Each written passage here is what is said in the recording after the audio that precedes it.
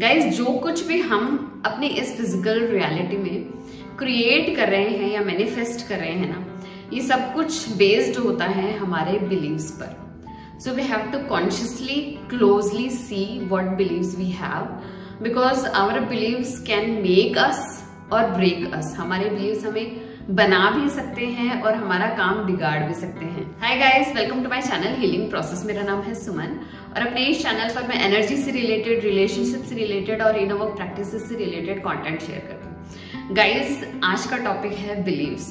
तो गाइस चलिए स्टार्ट करते हैं। गाइस, जब भी कोई बिलीव हमारी लाइफ में हम इनग्रेन करते हैं या लर्न करते हैं ना, तब वो बिलीव हमारे लिए काम कर रहा होता है। जब भी कोई बिलीव हमारे काम आता है, हमारी हेल्प करता है ना, वो बिलीव हमें एम्पावर कर रहा होता है। वो बिलीव कहलाते हैं एम्पावरिंग बिलीव्स।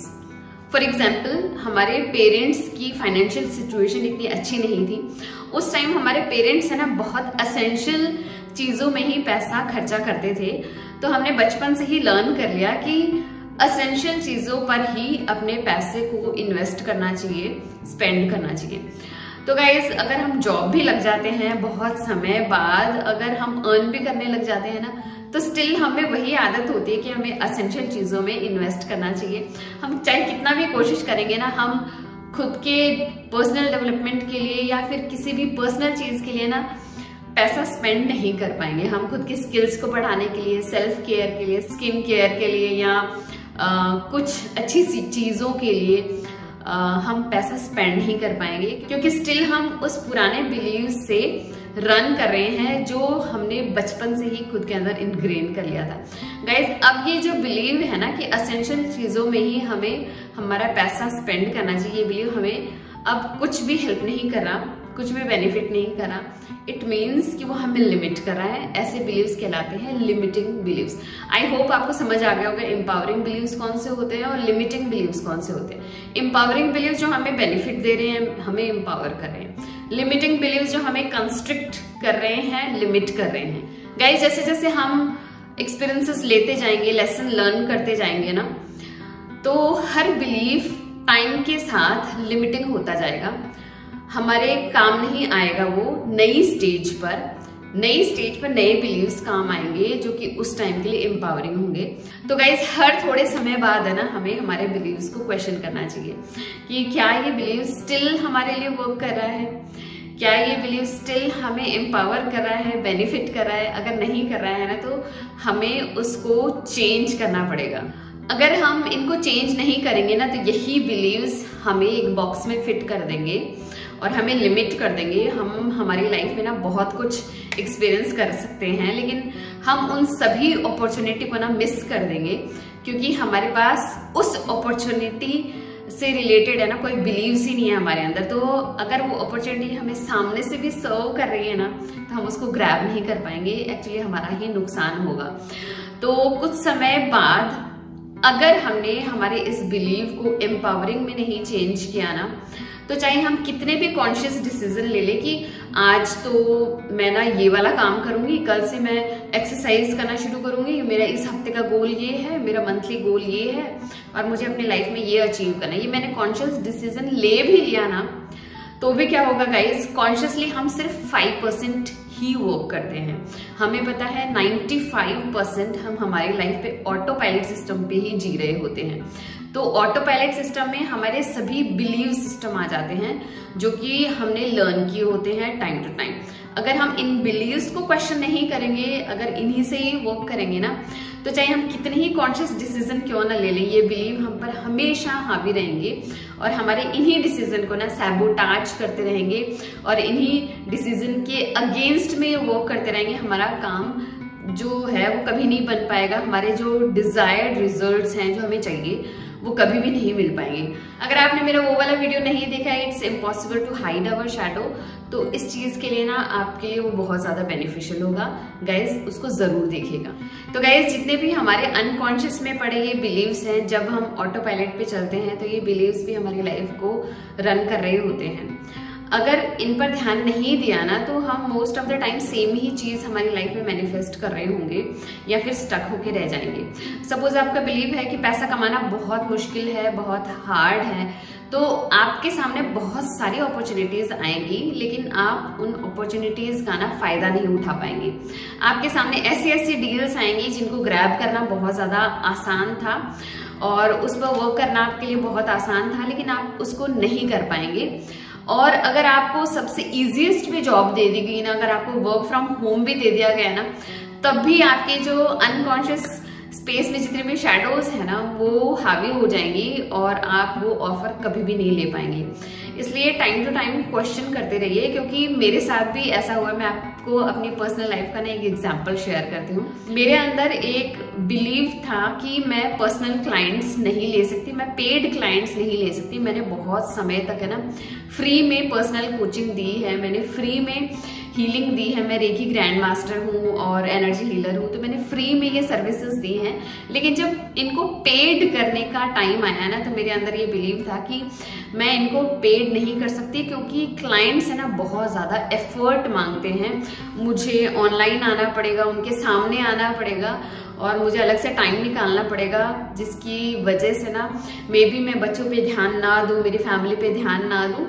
तो इस तरीके की ना एक शेम वाली फीलिंग मेरे अंदर आ गई थी।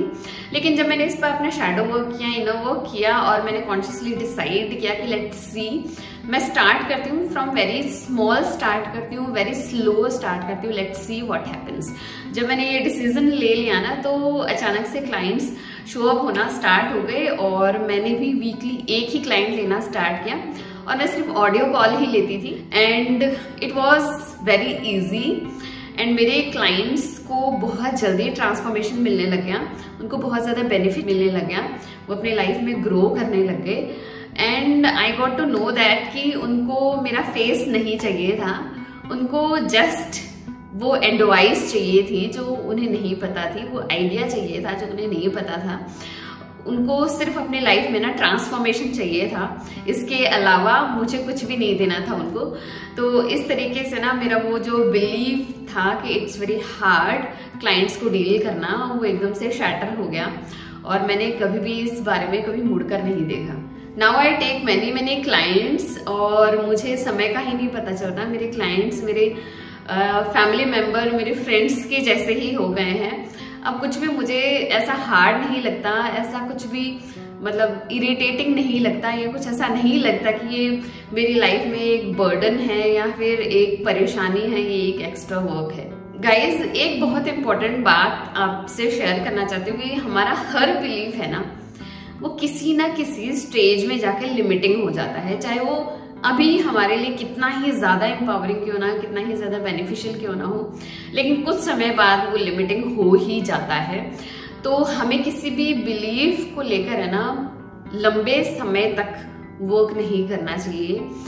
कुछ समय बीत जाने पर है ना उस बिलीव को ध्यान से देखना चाहिए कि स्टिल मेरी लाइफ में बेनिफिट कर रहा है कि नहीं कर रहा है, क्योंकि 100% वो बिलीव अभी तो एम्पावरिंग है, लेकिन कुछ समय बाद वो एम्पावरिंग नहीं रहेगा, क्योंकि आप बहुत सारे एक्सपीरियंस लेते रहते हैं, आप बहुत सारे लेसन्स को लर्न करते रहते हैं। जैसे जैसे आपका कंटेनर एक्सपैंड होता है ना, ये सारे बिलीव्स लिमिटिंग हो जाते हैं। मैंने ना जब गवर्नमेंट जॉब की तैयारी करना स्टार्ट किया था ना, तो मुझे लगा था शायद मेरा सिलेक्शन नहीं होगा, लेकिन मेरे कंसिस्टेंट एफर्ट की वजह से सिलेक्शन हो गया। देन आई थॉट शायद मुझे मेरा होम टाउन नहीं मिलेगा, लेकिन मैंने फिर कंसिस्टेंट एफर्ट जारी रखा, मुझे मेरा होम टाउन मिल गया। फिर मुझे लगा लेट्स सी, मैं 5 days वीक वाली जॉब का एग्जाम क्रैक कर सकती हूँ कि नहीं कर सकती हूँ। मैंने वो भी कर लिया। फिर जब मुझे मेरे होम टाउन में जॉब मिल गई तो मुझे लगा काश मेरी मैरिज भी यहीं हो जाए, ताकि मुझे ट्रैवलिंग ना करनी पड़े। और ऐसा ही हुआ, कुछ समय बाद मेरी मैरिज इसी होम टाउन में हो गई।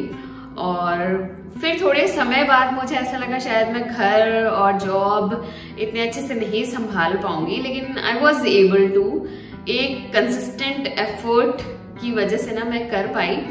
और थोड़े समय बाद ही मेरा फर्स्ट चाइल्ड हुआ, तो मुझे लगा यार फर्स्ट चाइल्ड, देन जॉब, ये घर, फैमिली, मेरे लिए थोड़ा सा हेक्टिक हो जाएगा। मैंने फिर भी हार नहीं मानी, अपना वर्क जारी रखा और फिर कुछ सालों बाद सेकेंड बेबी हो गया। देन आई थॉट कि 2 छोटे बच्चे हैं, 2 वेरी एज्ड पेरेंट्स हैं, हाउस होल्ड है और जॉब है, शायद मैं मैनेज नहीं कर पाऊंगी, बट मैंने हिम्मत नहीं हारी, मैं बहुत कंसिस्टेंट रही मेरे एफर्ट्स में। Then I was able to, then I thought कि अब एक लाइक स्टेबिलिटी है, I am able to manage. कुछ भी ऐसा नहीं हुआ है कि जो मुझे बहुत एक्सटर्नल बाहर से कुछ मिला है, बहुत एक्सटर्नल बड़ी हेल्प मिल गई है। द थिंग वॉज दैट मेरा कंटेनर एक्सपैंड हो गया एंड मैंने खुद की लिमिटेशंस को ब्रेक करना स्टार्ट कर दिया। मैंने सोचना स्टार्ट कर दिया कि मैंने अब तक कितना हैंडल कर लिया है ना, तो अब भी हो जाएगा, मैंने कितना सब कुछ कर चुकी हूँ, तो ये कोई बहुत बड़ी बात नहीं है। देन मैंने एक बहुत स्टेबिलिटी वाली स्टेज अटेन करने के बाद है ना, मेरे अंदर आया कि मुझे अपना पैशन फॉलो करना चाहिए। Then I started coaching people, तब फ्री में करती थी, फिर कुछ समय बाद मैंने पेड करना स्टार्ट कर दिया। देन कुछ समय बाद मुझे लगा शायद मुझे यूट्यूब पर शेयर करना चाहिए, थोड़ा ओवरफ्लो वाली एनर्जी है मेरे अंदर, तो ओवरफ्लो से मुझे सर्व करना चाहिए लोगों को। Then I started this YouTube channel also. Then I thought काश मेरे हस्बैंड भी हमारे साथ घर पर थोड़ा टाइम बिता पाते, उनका खुद का बिजनेस है, उनकी खुद की कंपनी है। देन कुछ टाइम बाद कोरोना हो गया। देन वी थॉट कि हमें घर पर ही कंस्ट्रक्शन कराना चाहिए, तो उन्होंने कंस्ट्रक्शन करा लिया। वो अपनी कंपनी रन करते हैं घर के ऊपर से ही, and he is following his passion also, he loves teaching, and वो भी अपना पैशन फॉलो करते हैं, मैं भी अपना पैशन फॉलो करती हूँ। हम पूरी फैमिली एक साथ बहुत सारा समय बिताते हैं, क्योंकि हम बहुत कम बाहर जाते हैं, हम एक साथ रहते हैं। अगर मुझे जाना भी होता है मेरी जॉब पर, तो वो कोई बहुत बड़ा टाइम ड्यूरेशन नहीं है, बहुत छोटा है, 5 days वीक है, बहुत सारे हॉलीडेज आते हैं। इस तरीके से ना हम बहुत सारा अपनी लाइफ में इंजॉय कर रहे हैं, हमारी लाइफ बहुत अबंडेंट हो गई। तो मैं ये सिर्फ ब्रैग करने के लिए आपको नहीं बता रही हूँ, ये इसलिए बता रही हूँ, if I can do it you can also do it. ये आपको एक तरीके से वैलिडेशन देने के लिए है कि yes you can also start, और अभी से ही छोटा ही स्टार्ट कीजिए, बट स्टार्ट कीजिए। तो मेन बात आती है कि आपको कैसे पता चलेगा आपका बिलीफ लिमिटिंग है। तो अगर कोई भी एक इंसान वो काम कर रहा है जो आप करना चाहते हैं, इट मीन्स कि आपका करंट बिलीव जो है ना वो आपको लिमिट कर रहा है, क्योंकि वो दूसरा पर्सन कर पा रहा है। तो आपको वो देखना चाहिए, अगर सिंगल पर्सन भी इस दुनिया में कर रहा है ना, it means you can also do it.